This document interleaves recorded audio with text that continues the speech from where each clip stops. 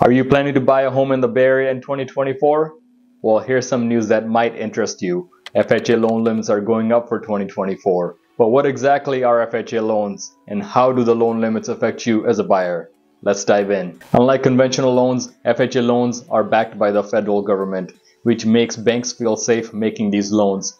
These loans tend to be for riskier buyers, such as those with low credit scores, high debt-to-income ratios, or with low down payment.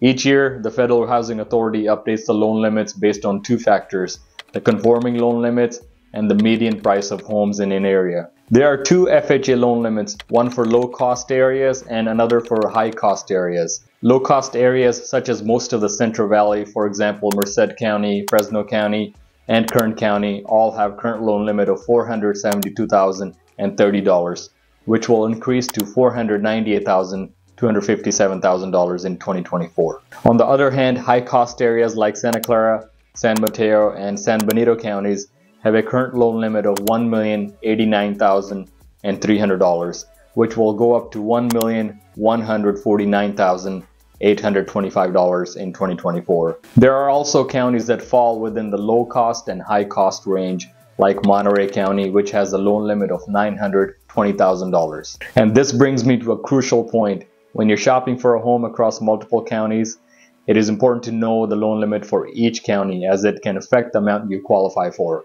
This is an important point to keep in mind while shopping for a home. Now, for those who waited on sidelines to buy a house in 2023, hoping that home prices will come down, this is another sign that home prices are actually expected to rise, or the FHA would not raise the loan limits. Another thing I want to say to all the buyers waiting on the sidelines is that there's no such thing as a perfect home. Every home buyer dreams of finding a perfect home in the perfect location at a perfect price. However, it is rare to find a home that fulfills all three requirements.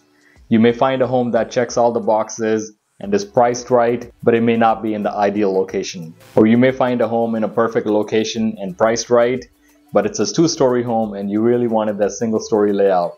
You see what I mean?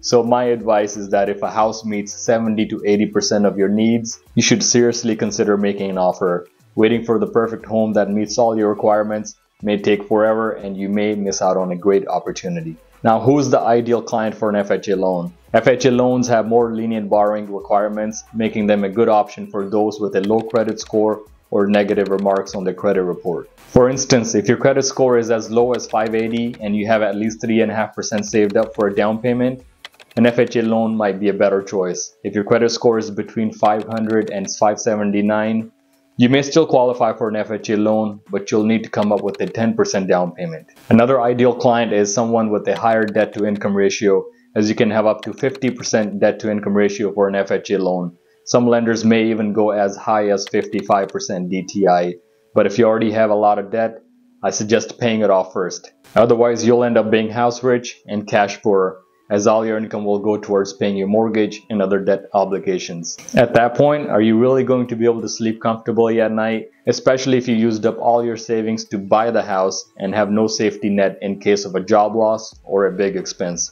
Therefore, I recommend paying down your debt and save at least 3 months of your income in addition to your down payment before shopping for a home. Now let's talk about some of the drawbacks of FHA loan. First, FHA loans have an upfront mortgage insurance premium, or MIP, of 1.75% of the total loan amount, which the conventional loans do not. If you're buying $1 million home, that is $17,500 in mortgage insurance premium, which is a lot of money. And of course, a lot of people don't have extra $17,000 laying around, so the lenders will usually roll that into the 30-year mortgage. Apart from the upfront mortgage insurance premium, you will also have to pay an annual mortgage insurance premium of up to 0.75% if you're living in a high cost area and your down payment is less than 5%. This premium will be paid monthly as a part of your mortgage payment.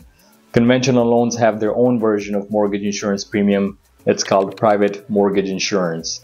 The annual PMI, or private mortgage insurance, can range between 0.1% to 2% depending on your down payment and credit worthiness. Another drawback of an FHA loan is that mortgage insurance premium is for the life of the loan, whereas the PMI on a conventional loan goes away once you build up 20% equity in your home. With FHA, you'll have to refinance the home into a new loan to be able to remove that mortgage insurance premium. Another thing to note with conventional loan is you only need to put 3% down versus 3.5% for an FHA loan. In conclusion, FHA loans can work for someone with a low credit score, high debt to income ratio, or a combination of both. I'm not a loan officer, I'm a realtor, but I would almost always advise my clients to go the conventional route unless FHA is your only option. If you're unsure which loan type is best for you, reach out to me and I'd be happy to connect you with one of our preferred local lenders. To watch my forecast video on the 2024 housing market, click here. If you enjoyed watching this video, I would greatly appreciate it if you could hit the like button and subscribe to this channel. Your support motivates me to create more videos like this to keep you informed about the latest updates in the local housing market and offer practical real estate advice. Thank you and see you next time.